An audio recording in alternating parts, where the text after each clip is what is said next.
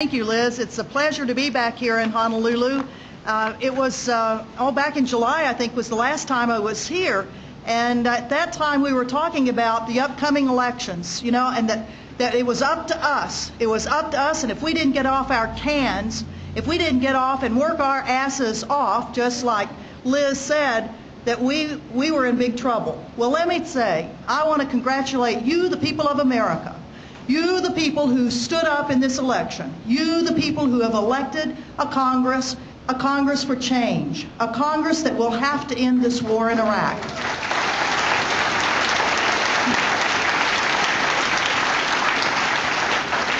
So it's great that we're all here tonight to talk about the things that really we have to be working on in the next couple of months.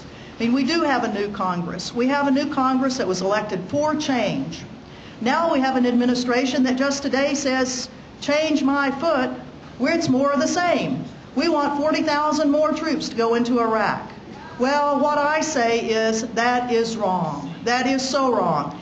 And old Harry Reid, who says, you know, well, maybe we ought to go along for a short term. Well, wasn't it like give him hell, Harry? Wasn't that what? Well, I'd say no. I'd say there's another place for sentiments like that. And Harry Reid and any of these other Democrats that say, no, we've got to have more of the same. We got to hold their feet to the fire. We got to hold the feet to the fire of those Republicans. We've got a lot of work to do with this new Congress. But at least we've got a chance this time, because we now have a Congress that will be made up with Democratic chiefs of congressional committees. And for once, we're now going to have an oversight hearing on the war in Iraq. We're going to have oversight on eavesdropping. We're going to have oversight in the Judiciary Committee on accountability.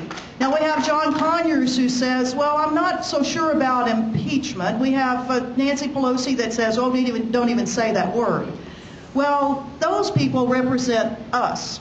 We are the ones that will be demanding what we want. And if you want accountability in whatever form, by golly, you get on that internet and you call, or the telephone, and you call those offices and tell them what you want. And if John Conyers gets enough phone calls that say, I want you to have investigations that may lead to the impeachment of the President of the United States, well, you get on the telephone and you tell him that. John Conyers, of all people, I mean, all this is really is a political game that Pelosi and Conyers are having to play. Because to try to work together, you know, finally have a Congress that might even talk across the aisle.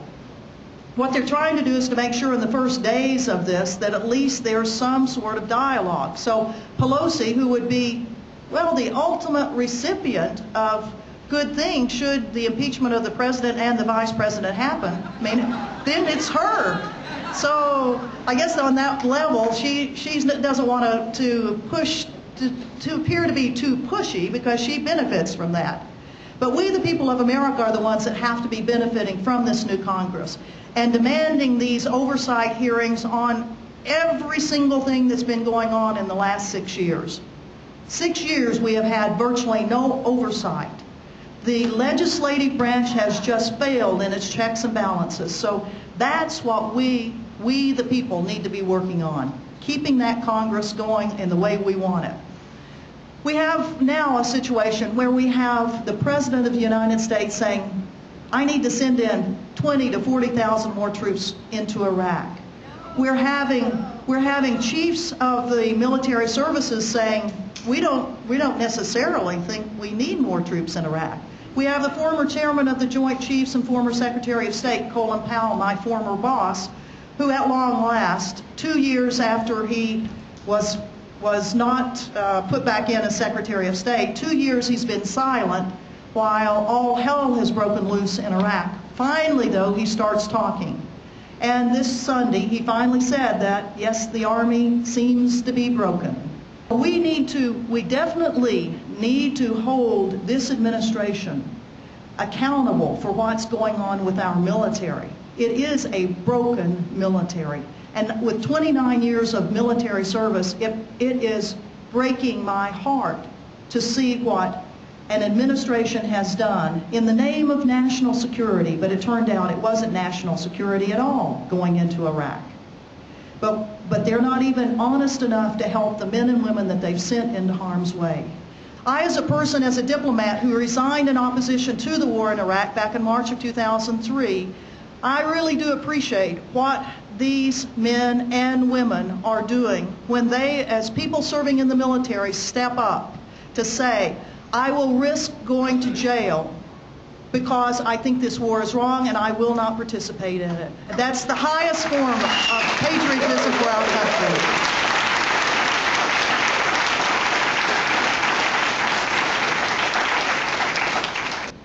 So, we've got a lot of work to do with that Congress. We've got to end that war. A lot of things in January that we have to be working on. Right here, you see it on January 4th, we've got a lot of posters. The world can't wait, saying the Bush administration must go. That's going to be the message on January 4th to the new Congress. There's also another one, the January 3rd and 4th. Cindy Sheehan and the Gold Star families are calling for people to come to Washington and greet the new administration, the new legislature. Then on January 11th, who knows what January 11th is? Anybody that has an orange shirt on may know something about it, because that orange shirt represents the detainees in Guantanamo. On January 11, it's the 5th anniversary for the first prisoners to come out of Afghanistan and be put in Guantanamo. And January 11th, we're calling for an international day to close Guantanamo. So please support that here in Honolulu.